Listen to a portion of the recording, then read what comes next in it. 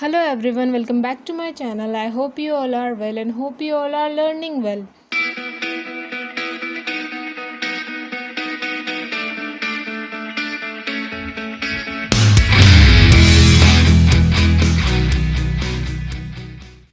हमारी सीरीज़ चल रही है भारतीय संविधान की, इंडियन कॉन्स्टिट्यूशन की। आई होप कि उसमें आपको चीज़ें याद हो रही होंगी, समझ आ रही होंगी। आज की इस क्लास में हम उस सीरीज़ को आगे बढ़ाते हुए डिस्कस करने जा रहे हैं हमारे फंडामेंटल राइट्स के बारे में या हमारे मूल अधिकारों के बारे में। ओके, आप सब बहुत अच्छे से जानते होंगे कि कितना इम्पॉर्टेंट ये टॉपिक है। लगभग हर एक एग्ज़ाम में इससे क्वेश्चन आते ही आते हैं और मूल अधिकार का टॉपिक तो सही से पढ़ना हमारे लिए बहुत ज़्यादा ज़रूरी है।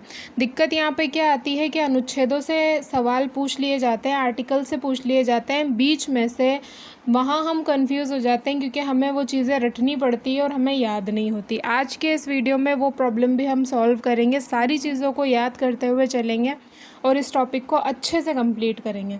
तो अगर आप सीरियस हैं अपने गोल को लेकर तो ये क्लास पूरी देखिएगा और समझने की कोशिश कीजिएगा इस मज़ेदार टॉपिक को। ओके, तो चलिए बिना टाइम वेस्ट किए शुरू करते हैं। Let's begin. बिल्कुल ज़ीरो से स्टार्ट करते हैं। सबसे पहले हम बात करते हैं कि अधिकार आखिर है क्या।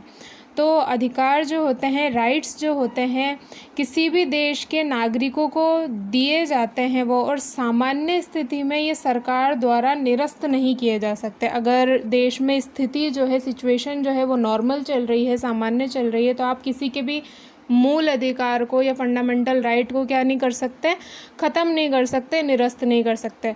हाँ, अगर देश में लड़ाई चल रही हो, युद्ध चल रहा हो, तब आप कुछ हद तक उन पर रोक लगा सकते हैं। जैसे कि हो जाता है ना, इमरजेंसी के टाइम के लोगों को बाहर निकलने के लिए मना कर दिया जाता है, रोक लगा दी जाती है। तो ऐसी स्थिति में, इमरजेंसी वाली सिचुएशन में रोक लगा सकते हैं, लेकिन सामान्य स्थिति में रोक नहीं लगाई जा सकती इन पे। और इनकी सुरक्षा की जिम्मेदारी किन के पास होती है? इसकी सुरक्षा की जिम्मेदारी होती है न्यायपालिका के पास। सर्वोच्च न्यायालय जो होता है वो मूल अधिकारों की रक्षा करता है। ठीक है, अब अगर हम थोड़ा सा इतिहास देख लें अधिकारों का, क्योंकि पेपर का जो लेवल है वो दिन ब दिन हार्ड होता जा रहा है, तो क्वेश्चंस फैक्ट से भी कई बार पूछ लिए जाते हैं जो इससे रिलेटेड हैं। तो अगर हम इसका इतिहास देखें तो अधिकारों की जो शुरुआत है वो दुनिया में हुई कहाँ से है? तो मूल अधिकारों का जो जन्म हुआ है वो हुआ है ब्रिटेन से। 1215 में ब्रिटेन में जो मजदूर वर्ग था उसको कुछ अधिकार दिए गए और एक अधिकार पत्र जारी किया गया। उस अधिकार पत्र को मौलिक अधिकारों का मैग्ना कार्टा कहा जाता है। ओके, उस अधिकार पत्र को क्या कहा जाता है? मौलिक अधिकारों का मैग्ना कार्टा। इसके अलावा हम जानते हैं कि जो हमारे मूल अधिकार हैं वो संविधान के भाग 3 में शामिल किए गए हैं। हम याद कर चुके हैं इसको पिछली वीडियो में। तो कई बार क्वेश्चन ये भी पूछ लिया जाता है कि भारतीय संविधान का मैग्ना कार्टा किस भाग को कहा जाता है? तो भाग 3 को भारतीय संविधान का मैग्ना कार्टा कहा जाता है। जिस भी जगह अधिकारों की बात हो रही होती है वहाँ ये शब्द यूज़ होता है मैग्ना कार्टा। ठीक है, तो अगर सवाल आ जाए कि मूल अधिकारों की शुरुआत कहाँ से हुई है, तो हुई है ब्रिटेन से। आगे बढ़ते हैं और बात करते हैं अमेरिका की। हम जानते हैं कि अमेरिका का जो संविधान है वो पूरे विश्व का पहला लिखित संविधान है। जानते हैं, हम ये बात पढ़ चुके हैं पिछली वीडियोस में। लेकिन जब अमेरिका का संविधान बना था तो उसमें मूल अधिकार नहीं थे। 1791 में 1791 में अमेरिका के संविधान में संशोधन किया और नागरिकों को मूल अधिकार दिए गए, और इसी के साथ ही अमेरिका पूरे विश्व का या पूरी दुनिया का पहला ऐसा देश बन गया जिसने कि संविधान के माध्यम से नागरिकों को मूल अधिकार दिए। इससे पहले भी दुनिया के अलग अलग देशों में लोगों को अधिकार दिए गए, लेकिन संविधान में लिखित रूप में जिस देश ने पहली बार मूल अधिकार नागरिकों को दिए वो था अमेरिका। हम जानते हैं कि हमारे देश में भी, भारत में भी संविधान के माध्यम से ही लोगों को मूल अधिकार दिए हैं। हमारे भारत में भी संविधान ही हमें मूल अधिकार प्रदान करता है। तो जाहिर सी बात है कि ये आइडिया, ये प्रावधान हम कहाँ से लेंगे? वहीं से लेंगे जहाँ से ये शुरू हुआ।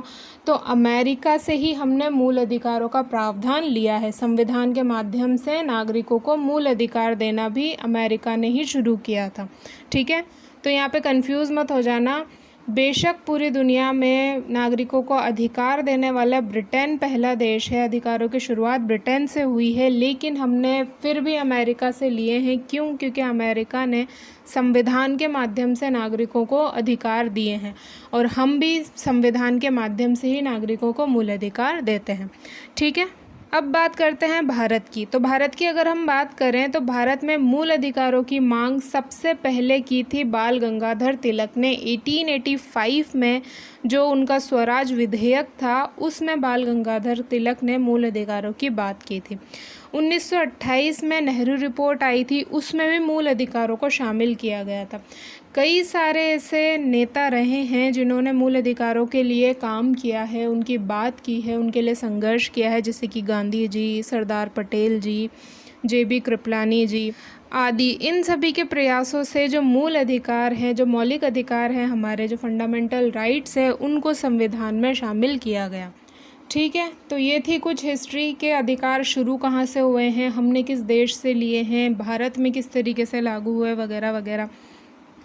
अब आ जाते हैं असल टॉपिक पे। अब टॉपिक की बात करते हैं। संविधान के भाग 3 में अनुच्छेद 12 से 35 तक मूल अधिकारों को शामिल किया गया है। ये बात हम पढ़ चुके हैं और लगभग हर कोई ये बात जानता है। भाग 3 में 12 से 35 तक मूल अधिकार हैं। शुरू में जब मौलिक अधिकार नागरिकों को दिए गए थे भारत में, तब 7 मौलिक अधिकार दिए गए थे नागरिकों को। टोटल कितने थे? 7। आज की तारीख में 6 हैं, लेकिन जब दिए गए थे तब 7 थे। एक कहाँ गया? तो एक जो मौलिक अधिकार था हमारा, उसको हटा दिया गया 44वें संविधान संशोधन 1978 के तहत। वो था संपत्ति का अधिकार। संपत्ति के अधिकार को मौलिक अधिकार में से हटा दिया गया और कानूनी अधिकार की लिस्ट में डाल दिया गया। ठीक है, तो संपत्ति का अधिकार आज की डेट में हमारा कानूनी अधिकार है, ना कि मौलिक अधिकार है।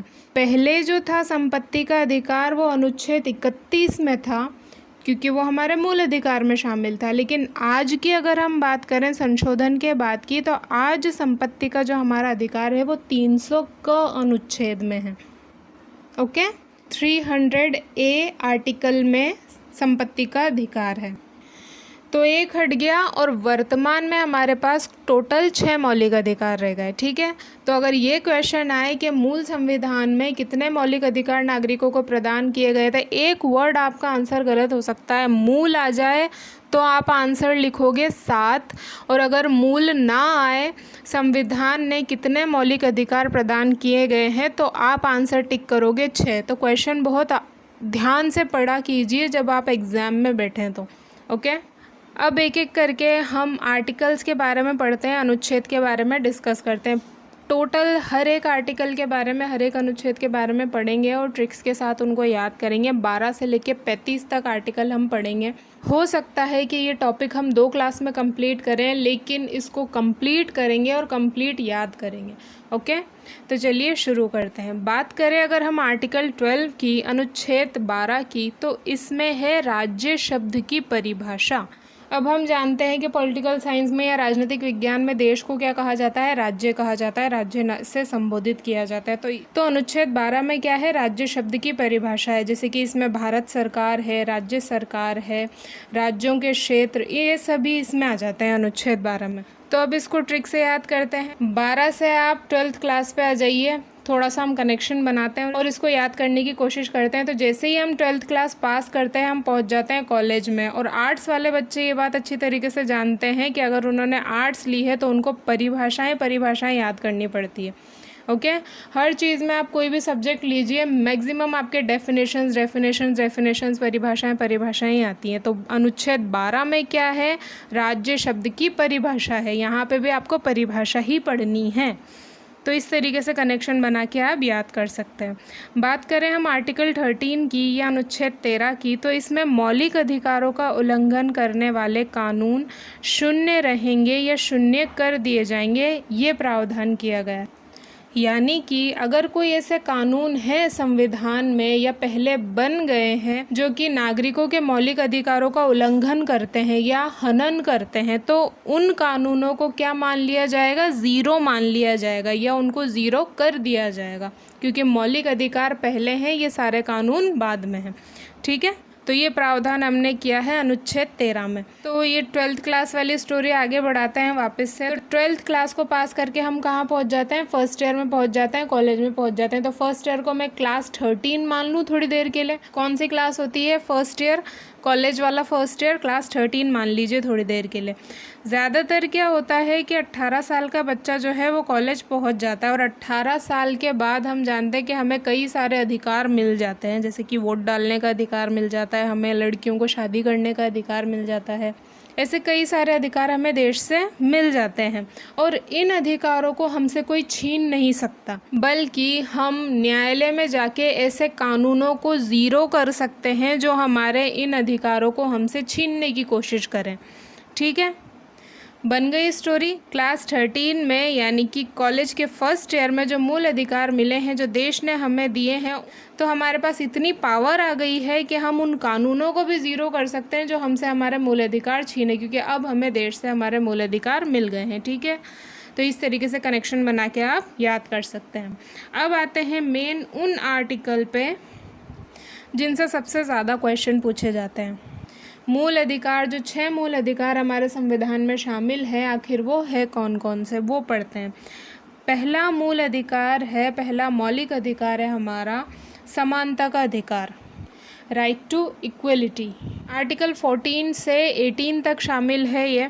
इस वाले अधिकार में कुल 5 अनुच्छेद है, 5 तरह से हमें समानताएं दी गई हैं। अब वो कौन कौन सी है वो हम याद करेंगे कि किस आर्टिकल में किस तरीके की समानता दी गई है।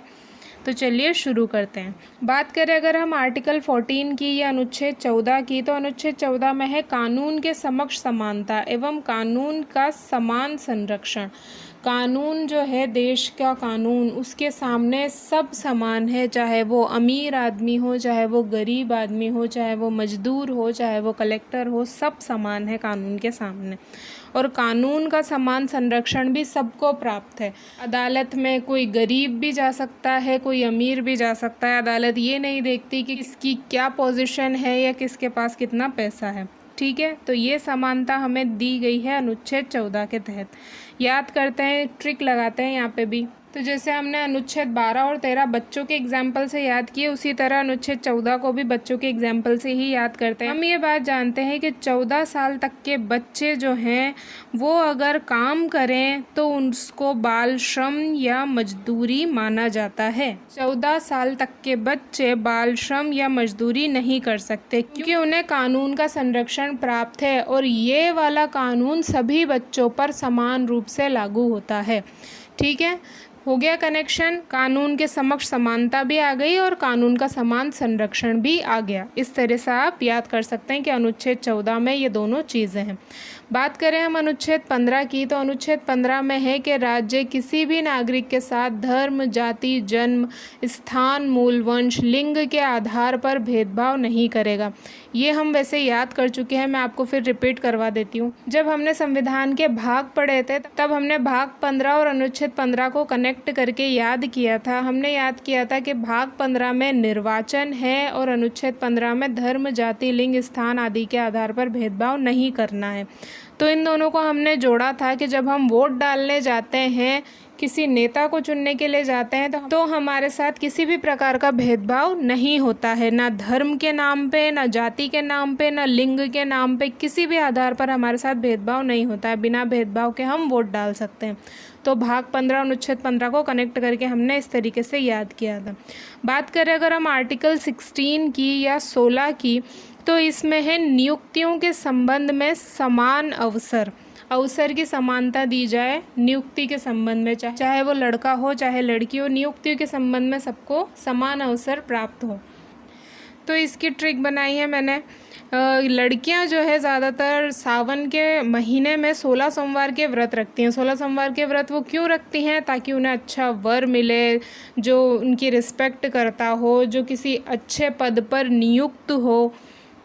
उनका ध्यान रखें वगैरह वगैरह। तो इस तरीके से 16 सोमवार और अनुच्छेद 16 को आप क्या कर सकते हो, कनेक्ट कर सकते हो। अब इसको आप अदर वे में मत लीजिएगा, क्योंकि यहाँ पे हमारा संविधान समान अवसर लड़कों को भी दे रहा है और लड़कियों को भी दे रहा है। मैंने सिर्फ आपको याद कराने के लिए ये ट्रिक यूज़ की है। एक बात और अनुच्छेद 16 में शामिल की गई है कि यहाँ पे बेशक नियुक्ति और अवसर की समानता की बात हमारा आर्टिकल 16 करता है, अनुच्छेद 16 करता है, लेकिन इसी में ST, SC, OBC, EWS इनके लिए विशेष आरक्षण की व्यवस्था भी की गई है। खासतौर से अगर हम बात करें तो ST, SC को आरक्षण की बात अनुच्छेद 16 में ही की गई है। बात करें हम आर्टिकल 17 की या अनुच्छेद 17 की, तो इसमें है अस्पृश्यता या छुआछूत का अंत। तो 17 का राइम हमेशा बनता है खतरा। तो किस चीज़ का खतरा खत्म हुआ? अनुच्छेद 17 से अस्पृश्यता का खतरा खत्म हुआ। ठीक है, आर्टिकल 18 पे आते हैं, अनुच्छेद 18। इसमें है उपाधियों का अंत। शिक्षा और सैन्य क्षेत्र को छोड़कर अन्य किसी भी क्षेत्र में किसी भी तरीके की उपाधि नहीं दी जाएगी। जैसे कि राजा महाराजाओं के टाइम पे होता था ना कि राजाओं को 10-10 तरीके की उपाधियां मिलती थी, तो वो चीज़ ख़त्म ही कर दी गई है। अगर उपाधियां देंगे तो सिर्फ या तो शिक्षा के क्षेत्र में देंगे या सैन्य क्षेत्र में देंगे। एक बात याद रखना कि जो भारत रत्न मिलता है, पद्म भूषण मिलता है, पद्मश्री मिलता है, ये सब पुरस्कार हैं, ये सब उपाधियां नहीं हैं। तो अगर पूछ लिया जाए कि अनुच्छेद 18 के तहत इनको क्यों ख़त्म नहीं किया गया, तो रीज़न इसका ये है कि ये उपाधियां नहीं है, ये पुरस्कार है। ओके, तो ये हो गया समानता का अधिकार जो हमारे संविधान द्वारा हमें दिया गया है। 5 इसमें आर्टिकल है, 5 को हमने याद किया है। बाकी के जो 5 मौलिक अधिकार हैं या जो फंडामेंटल राइट्स है, उनको अब हम नेक्स्ट क्लास में डिस्कस करेंगे, क्योंकि हमारी क्लास थोड़ी लंबी होती जा रही है। बेफिक्र रहिए, उनको भी हम अलग अलग ट्रिक से और अलग अलग टेक्निक से याद करेंगे, कंप्लीट ये टॉपिक करेंगे। होप कि आज की क्लास आपको समझ आई होगी, पसंद आई होगी। नेक्स्ट क्लास के लिए stay tuned. If you liked my video please like, share and subscribe. Thank you.